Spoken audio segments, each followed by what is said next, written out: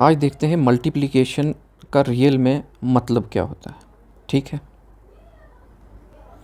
जैसे मैं कुछ लिखता हूँ, मैं लिखता हूँ 2 + 2 + 2 + 2 + 2 + 2। जब सेम चीज़ मैं बार बार बार बार बार बार बार बार बार रिपीट करता हूँ, इसी चीज़ को हम मल्टीप्लिकेशन कहते हैं। मल्टीप्लिकेशन को क्या कहते हैं? Repeated addition. ठीक है, जब एडिशन बार बार हो और सेम चीज़ बार बार ऐड हो, क्या होता है वो? मल्टीप्लिकेशन। जैसे 2 + 2, तो ये 2 कितनी बार है? 2 बार। तो हम लिख सकते हैं 2 × 2, या फिर मल्टीप्लाई की टर्म में हमने लिखना हो तो हम लिख सकते हैं 2 × 2। उसी तरीके से अगर 2 3 बार है, 2 + 2 + 2, तो हम लिख सकते हैं 3 × 2, मतलब 3 × 2। उसी तरीके से अगर 9 जो है वो 5 बार है, ठीक है, तो हम क्या लिख सकते हैं? 5 × 9, मतलब 5 × 9। उसी तरीके से टेबल्स या कांस्टेंट की टर्म्स में अगर ऐसे ही लिखा हो, जैसे a + a + a + a + a, तो कितनी बार a है? 1 2 3 4 5, तो हम क्या लिख सकते हैं? 5 × a। इसी को क्या लिख सकते हैं? 5 × a। अगर 5a भी लिख सकते हैं, कभी कभी हमें ये मल्टीप्लिकेशन का साइन यूजुअली यूज़ नहीं करते। उसी तरीके से अगर b में इतनी बार ऐड करता हूँ, कितनी बार है? 3 ये हो गया, 1 2 3 4 5 ये हो गया, तो 8 बार। तो हम सीधा क्या लिख सकते हैं? 8 × b।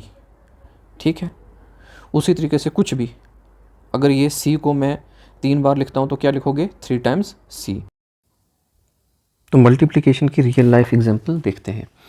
जैसे आपके पास क्या है? एक ट्री है और उस पर 5 बर्ड्स बैठे हुए हैं, और ऐसे ही आपके पास कितने हैं? 10 ट्री हैं, और हर ट्री पे कितने हैं? 5 बर्ड्स बैठे हुए हैं। तो पहले ट्री पे 5, दूसरे पे 5, तीसरे पे 5, चौथे पे 5, ऐसे करते करते लास्ट पे 5। तो ये कितनी बार एडिशन होगी? 10 बार। तो आप सीधा ही क्या कह सकते हो कि अगर 10 पेड़ हैं और हर पेड़ पे 5 बर्ड्स बैठे हैं, तो टोटल जो बर्ड्स इन 10 ट्रीज़ पे होंगे वो कितने होंगे? 50। ऐसे ही दूसरी एग्जांपल कि आपके पास एक बस है और उसमें 20 बंदे बैठते हैं, तो आपके पास ऐसे 20 बसेस हैं, तो कितने बैठेंगे? 20 × 20। अब एक और एग्जांपल जिसमें पैसे की बात करते हैं कि आपके पास जो पेन है वो 15 रुपये का आता है, तो आपको 50 पेन कितने के लेने पड़ेंगे? तो 50 × 15। अब एक स्टेप आगे चलते हैं जिसमें एडिशन भी होती हो। जैसे आपके पास 5 रुपये का एक पेन है और आपने 15 पेन लिए, और आपने साथ में और भी कुछ लेना है। आपने क्या लेना है? आपने 10 रुपये की 10 चॉकलेट भी ली। तो टोटल आपको कितना प्राइस पे करना है? तो दोनों को ऐड, 5 × 15 + 10 × 10। तो जो भी आंसर आया, पहले मल्टीप्लिकेशन करके आंसर निकालेंगे, जो आएगा वो प्लस कर देंगे। फिर एक और चीज़ जो टाइम सेविंग होती है कभी कभी कुछ केसेस में, जैसे तो आपने क्या लिया? 10 रुपये का पेन लिया, और लिए कितने? 10। और उसी तरीके से आपने साथ में क्या लिया? चॉकलेट ली। मगर चॉकलेट जो है वो आपने कितनी ली? वो आपने 15 ली, मगर इसकी भी कीमत कितनी थी? 10 रुपये। अब देखो, एक चीज़ सेम हो रही है क्या? पेन की कीमत भी वही है, चॉकलेट की कीमत भी वही है, बट डिफरेंट क्या है? यहाँ पे पेन आपने 10 लेने हैं और चॉकलेट आपने 15 लेने हैं। तो नॉर्मल लंबा तरीका क्या है? पहले हम करें पेन को पेन की प्राइस से, कितने पेन? 10 पेन, तो उसकी कीमत कितनी? 10 रुपये। फिर उसमें प्लस करें, 15 हमने चॉकलेट लिए और उनकी कीमत कितनी? 10 रुपये। तो 15 चॉकलेट और हर एक की कीमत 10 रुपये। या तो हम इसको ऐसे सॉल्व करें, तो उसमें क्या करना पड़ेगा? 2 बार मल्टीप्लिकेशन करनी पड़ेगी, एक यहाँ एक यहाँ। मगर जब ऐसी प्रॉब्लम हो जिसमें एक चीज़ सेम हो, जैसे कीमत क्या है? सेम, इसकी भी 10 रुपये और इसकी भी 10 रुपये, तो इस केसेस में क्या करना होता है? आपको सिर्फ चीज़ों को ऐड करना होता है। 10 आपने पेन लिए तो लिखो 10, और आपने क्या किया? कितने चॉकलेट लिए? 15 + 15, और दोनों की कीमत कितनी थी? 10 रुपये। तो एक ही बार मल्टीप्लाई कर दिया। तो इस बार क्या है? पहले आप एक बार ऐड करोगे और एक ही बार मल्टीप्लाई करोगे। मगर इस पिछली केस में आपको क्या करना पड़ता? 2 बार मल्टीप्लाई और फिर एक बार ऐड। तो इसलिए अगर कोई चीज़ आपके पास सेम होती है, कीमत अगर सेम होती है, तो आप क्या कर सकते हो, आप पहले ऐड करके बाद में मल्टीप्लाई कर सकते हो। आपका मल्टीप्लिकेशन का टाइम बचेगा, आपको 2 बार मल्टीप्लाई करने की जगह 1 बार मल्टीप्लाई करना पड़ेगा। उसी तरीके से एक और एग्जांपल, जैसे आपके पास नोटबुक्स आपने ली, कुछ कितनी नोटबुक्स ली आपने, ली लेट अस सपोज 15 नोटबुक्स ली, और हर नोटबुक की कीमत जो थी वो कितनी थी, 40 रुपये, ठीक है। और उसी तरीके से आपने क्या किया, आपने लेट अस सपोज साथ में कोई महंगा पेन ले लिया, और वो पेन लिए 20, और उनकी भी कीमत कितनी थी, 40 रुपये। तो इस केस में आप क्या कर सकते हो, 15 प्लस 20 मल्टीप्लाई बाई एक ही बार 40, ठीक है। नहीं तो अगर पुराने तरीके से क्या करते, पहले आप क्या करते, 15 इंटू 40 प्लस 20 इंटू 40, तो 2 बार आपको करना पड़ता।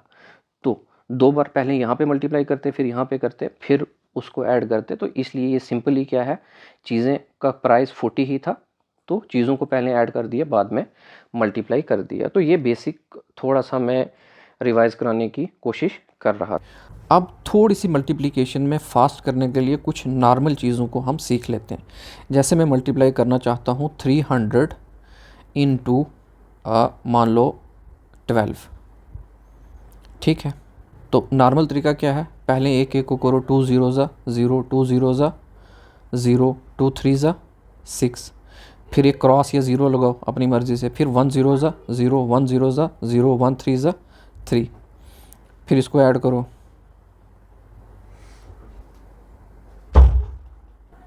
तो क्या आंसर आया, 3600। मगर अभी आओ एक पैटर्न इससे देखना सिखा। अगर 300 की जगह सिर्फ ये 2 ज़ीरो हैं, इन 2 ज़ीरो को अगर एक टाइम के लिए मैं साइड पे रख दूँ, सिर्फ मैं क्या करूँ, 3 इंटू 12 को करूँ, तो ये लिखा 12 इंटू 3। तो मल्टीप्लिकेशन की एक प्रॉपर्टी होती है, चाहे 12 इंटू 9 करो, चाहे 9 इंटू 12 करो, आंसर हमेशा सेम आता है। 3 इंटू 12 करता हूँ तो 12 इंटू 3 भी वही होगा, तो 3 2 ज़ा 6 और 3 1 ज़ा 3, तो क्या आया, 36।